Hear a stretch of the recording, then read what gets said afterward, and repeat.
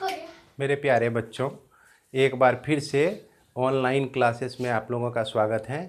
अभी हम इस वीडियो के माध्यम से क्लास 9 के मैथ्स को पढ़ेंगे। इसमें पिछले वीडियो में हम लोग संख्या पद्धति का एक्सरसाइज 1.1 को सॉल्व कर चुके हैं और इसके बाद हम देखेंगे 1.2। मैं एक बार फिर से रिपीट करना चाहूँगा कि आपको जो पहला वीडियो दिया गया तो उसमें सारे संख्याओं की परिभाषाएं आप लोगों को लिख कर दे दिया गया है। तो उम्मीद है कि आप लोग उसे लिख लिए होंगे और उसे याद भी कर लिए होंगे। तो चलिए हम लोग चलते हैं एक्सरसाइज 1.2।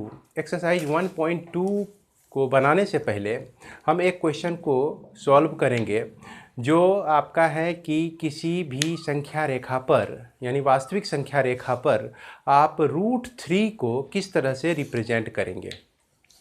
तो इसके लिए हम बोर्ड पर ही बताने की कोशिश करते हैं, लेकिन आप लोग जो हैं ज्योमेट्री बॉक्स का यूज करेंगे और इसको हल करने की कोशिश करेंगे। हमें व्हाट्सएप के माध्यम से उसकी फ़ोटो खींचकर आप ज़रूर भेजेंगे। तो √3 को वास्तविक संख्या रेखा पर हम किस तरह से निरूपित करते हैं। तो मान लीजिए कि यह आपकी वास्तविक संख्या रेखा है। इसमें हम क्या करते हैं कि O कोई पॉइंट लेते हैं, उसके बाद P कोई पॉइंट लिए। तो इसमें क्या है कि O से P तक की दूरी को हम लोग 1 इकाई लेते हैं। इकाई मतलब 1 यूनिट। उसके बाद P पर 90 डिग्री का कोण बनाना है आपको। और 90 डिग्री का कोण किस तरह से बनाया जाता है आप लोग बेहतर तरीके से जान रहे होंगे, या नहीं तो आप चांद की सहायता से भी 90 डिग्री का एंगल बना सकते हैं। और चाहे तो बिना चांद की सहायता से भी बनाया जाता है इसको। तो जैसे भी हो आप 90 डिग्री का एंगल यहाँ पे बना लीजिए। और जितनी लंबाई आपका OP का है, OP की लंबाई आप नाप लीजिए प्रकार के सहायता से, और उतनी ही लंबाई आप इधर इस तरह से काट लेंगे। तो यह भी आपका हो जाएगा 1 यूनिट, यानी कि 1 इकाई हो जाएगी। अब इसको हम मिला देते हैं। तो इसको मिलाने के बाद यह जो डिस्टेंस आपका मिलता है यह √2 मिलता है। √2। अब क्या करेंगे कि O से A तक का एक आर्क हम लेंगे, एक चाप लेंगे, और इस चाप को जैसे यह निडिल प्रकार का निडिल जो होता है, सुई वाला भाग यहाँ रखेंगे और पेंसिल वाले भाग को हम यहाँ रखकर इसको इस तरह से मिला देंगे, एक चाप खींच देंगे। तो यह चाप जहाँ पर कटती है यह A' पर कटती है। तो यह O से लेकर A' की दूरी हो जाती है आपका √2। लेकिन हमको पता लगाना है, संख्या रेखा पर निरूपित करना है √3 को। तो √3 को निरूपित करने के लिए हम अगेन OA पर एक परपेंडिकुलर ड्रॉ करेंगे।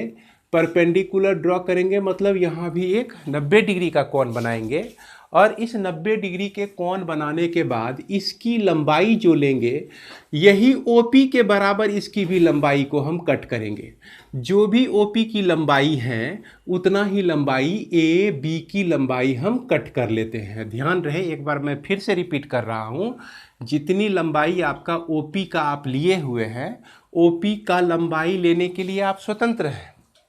इसको चाहे तो आप 2 सेंटीमीटर भी रख सकते हैं, तो 2 सेंटीमीटर रखें तो 2 सेंटीमीटर यह भी, 2 सेंटीमीटर यह भी।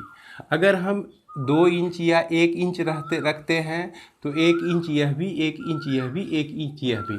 तो इस तरह से हम जो भी लंबाई लेंगे बराबर लंबाई लेंगे। उसके बाद जब यहाँ पर आर्क को हम कट करेंगे और इसको इस तरह से मिला देते हैं तो यह लंबाई जो होती है आपका √3 होती है। यह जो होता है आपका 1 यूनिट होता है। फिगर आ रहा है रे? ऊपर तक, पहाड़ का ऊपर तक नहीं आ रहा है। ओ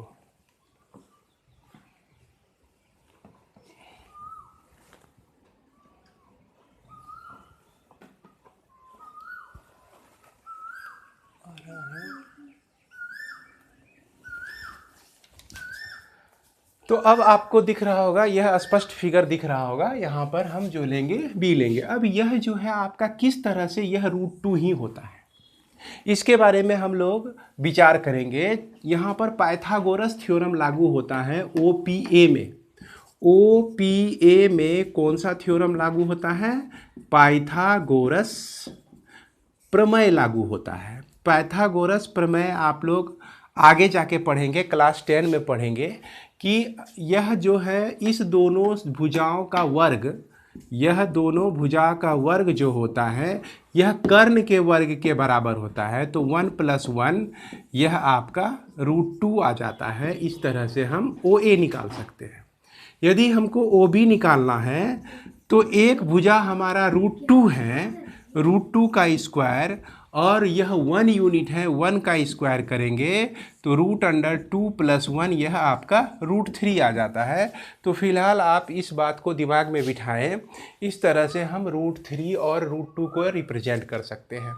उसके बाद हम क्या करेंगे, यहाँ से यहाँ तक एक चाप लेंगे और इस चाप को इस तरह से हम मिला देंगे, और यह जो बिंदु आएगा आपका B', यह OB' जो हो जाएगा आपका √3 हो जाएगा। तो इस तरह से हम संख्या रेखा पर रिप्रेजेंट कर सकते हैं।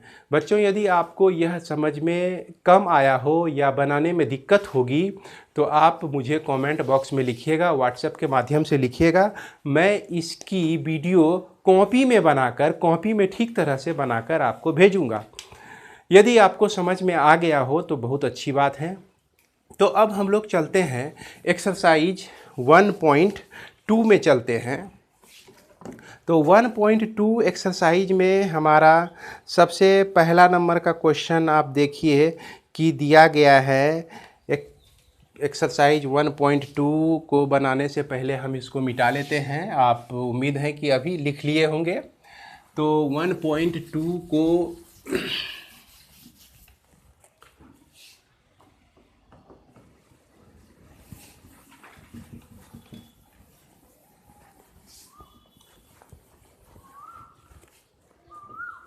1.2 का एक्सरसाइज 1.2 का पहला नंबर क्वेश्चन आप देखिए, कहा गया है कि नीचे दिए गए कथन सत्य है या असत्य, कारण के साथ उसके उत्तर दीजिए।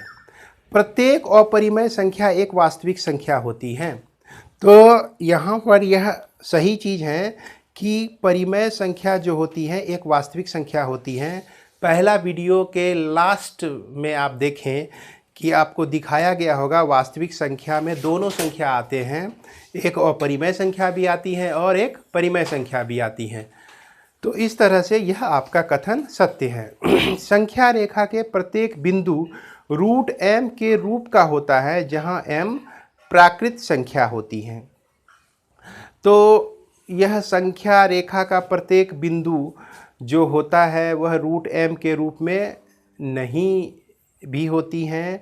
√m के रूप में हम इसको एक्सप्रेस कर सकते हैं, और जैसे जहाँ पर m एक प्राकृत संख्या होती है, यह भी कथन आपका सही है। प्रत्येक वास्तविक संख्या एक अपरिमेय संख्या होती है, यह गलत है। चूँकि वास्तविक संख्या में ही आपका परिमेय संख्या और अपरिमेय संख्या दोनों आता है, इसीलिए यह गलत है। उसके बाद क्वेश्चन नंबर 2 में आपका कह रहा है, क्वेश्चन नंबर 2 में आपका कहा जा रहा है कि क्या सभी धनात्मक पूर्णांकों के वर्गमूल अपरिमेय होते हैं?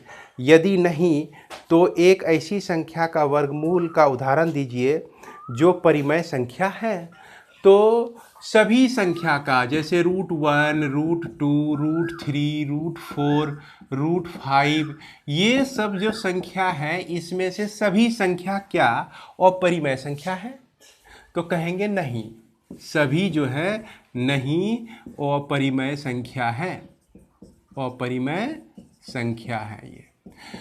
तो इसमें परिमेय कौन है? जैसे √4 का वैल्यू जो होता है 2 होता है, तो यह जो है आपका परिमेय संख्या है। उसके बाद √9 का जो वैल्यू होता है यह 3 है, यह भी आपका परिमेय संख्या है। √16 का जो वैल्यू होता है 4, तो यह भी आपका एक परिमेय संख्या है। तो इसमें एक परिमेय संख्या का उदाहरण मांगा जा रहा था जिसका जो होता है परिमेय संख्या होता है। तो इस प्रकार हम उदाहरण दे सकते हैं। उसके बाद क्वेश्चन नंबर 3 में आपका कहा गया है, दिखाइए कि संख्या रेखा पर √5 को किस तरह से निरूपित किया जाता है। तो जैसा कि सबसे पहले हमने समझाया कि √3 को आप किस तरह से निरूपित कर सकते हैं। तो √5 को निरूपित करने के लिए हम एक दूसरी विधि का भी उपयोग कर सकते हैं। इसको आप लोग ध्यान से देखेंगे। एक संख्या रेखा हम लोग ले लेते हैं, इसमें O, P और Q, यहाँ पर 1 यूनिट 1 इकाई और यह भी 1 इकाई, तो इस तरह से यह 2 इकाई हो जाता है। और यहाँ पर एक लंब लाइन खींचेंगे, 90 डिग्री का एंगल बना लेंगे। 90 डिग्री का एंगल बना के यह 1 यूनिट और यह भी 1 यूनिट, यहाँ भी 1 यूनिट, यानी 1 यूनिट की इकाई लंबाई को हम यहाँ पर ले लेते हैं। उसके बाद जब हम इसको मिलाएंगे तो यह जो है आपका √5 आ जाएगा। अब यहाँ से एक चाप ड्रॉ करेंगे जो कि यह A' पर कटता है, यह OA' जो है √5 हो जाएगा। हम इस तरह से भी इसको बना सकते हैं। तो इस तरह से ही बनाइए। और क्वेश्चन नंबर 4 जो है इसको आप ध्यान से पढ़िए। इसमें आप फिगर को ध्यान से देखिए। यहाँ OP1 है वो 1 यूनिट, P1 P2 1 यूनिट है और इस दोनों के बीच का कोण 90 डिग्री है। तो O से P2 को मिलाएं तो √2 मिला। फिर उसके बाद OP2 एक लाइन जिसकी लंबाई √2 हो जाती है। उसके बाद P2 से P3 तक हम 1 इकाई लेते हैं।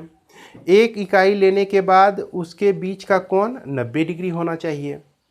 उसके बाद जब हम OP3 को मिलाते हैं तो यह आपका √3 निकलता है।